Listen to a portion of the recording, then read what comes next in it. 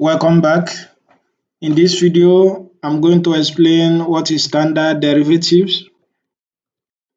In the last video, I introduced what is differentiation to you, and I explained that when we say derivative, which is the rate of change of y with respect to x, so that is basically by half y raised by y is equal to x raised by n.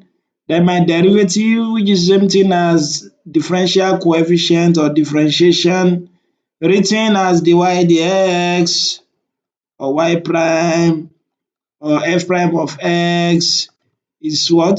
Same thing as nx n minus 1. How did we get this? You don't need to stress yourself. Just multiply your index by what you have here. That will give you nx raised to power. Then you now subtract 1 from this index to give you new index. That's n minus 1. In essence, when you have y is equal to x raised to power 4, then your dy dx will be 4x 4 minus 1. Likewise, I explain what is higher order derivative for you.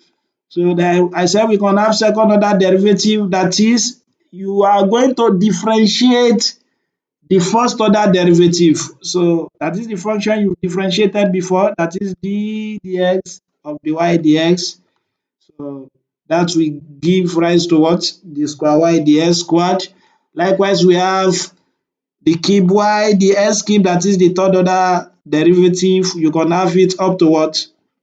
Up to the ny dx raised power n, so which is known as nth order derivative.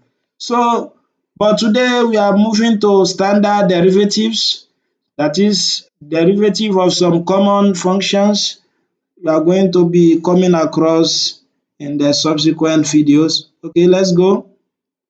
Let's say I have a table with two columns like this. The first one is for my function, while the second one is for my derivative. If you recall from the last video, I told you when you have something of this nature, as, derivative of as is what? That is when you just have something of this nature, maybe 2s, a constant, and the variable is immediately after the constant, then your derivative will be a. If you have 1000x, then the derivative of 1000x will be 1000.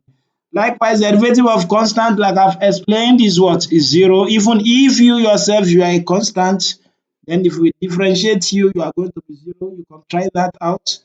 Don't forget also, derivative of x raised by n is what? Nx n minus 1.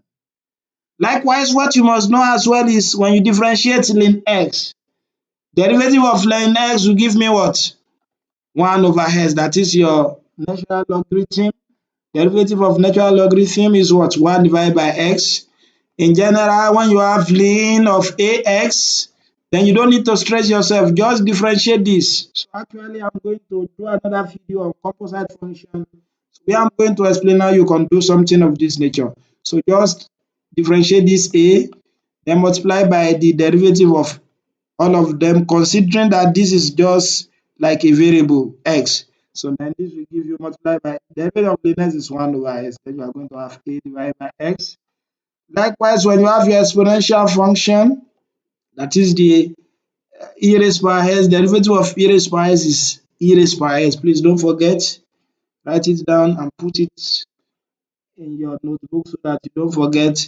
Likewise, in general, e raised by x, that is for some constant a. For a constant a, derivative of e raised by x will give me a e raised by as. You understand? That is when you have e raised by 1000x, you don't need to stress yourself. So 1000x, then derivative of e raised by 1000x is 1000 e raised by 1000x. How did we obtain that? You differentiate this function. So that's 1000, right? Derivative of everything, considering that this is just like s. So we give you e raised by 1000s. I'm going to explain better when we get to composite function. Likewise, we have sin x. When you have sin x, derivative of sin x is the same thing as sin, cos x. In general, when you have sin ax with what I've done the other time, so that will give you a cos ax. That is when you have sin 5x, don't stress yourself. Then your derivative will be 5 cos 5s. You understand? Derivative of cos s, can you guess? It is not sine, but it is minus sine x. You understand? In general, cos as will give you what? Minus a sine ax. That is when you have something of this nature, 5s squared plus 3s. You don't need to stress yourself. Then you differentiate this first. That will give you 10x plus 3. Multiply by cos. You know, derivative of cos is what? Minus sine. Then you assume, you just copy this function like that. That's that. Likewise, derivative of tan x. Derivative of tan x is sec squared x. I'm going to explain that later. So likewise, when you have your tan ax, in general, it's same thing as a sec square ax. Don't forget how I explained the other time. So likewise, when you have your hyperbolic function sin s, sin s same thing as cot s. In general, sin as is same thing as what? A cot as. Likewise, when you have cot s, the derivative of cot s is sin s. Then in general, when you have cot as is same thing as, don't say minus sign, it's also the same thing as a sin as. So then we have derivative of the inverse function. What do you understand by inverse of a trigonometric function? So you know I can have my arc sin x, so I can have my arc cos x, then I can have my arc tan x. What is their derivative? It is not difficult at all. So when you have, sorry, my pen. Okay, when you have arc sin x, that derivative of this, we can prove this. So maybe later, arc sin x will give me 1 divided by square root of 1 minus x squared. Likewise, arc cos x is minus 1 divided by square root of 1 minus x squared. Then your arc tan x is the same thing as 1 divided by 1 plus x squared. It is as simple as this, please. Don't forget to keep this into your memory and write it down so that you don't forget as well.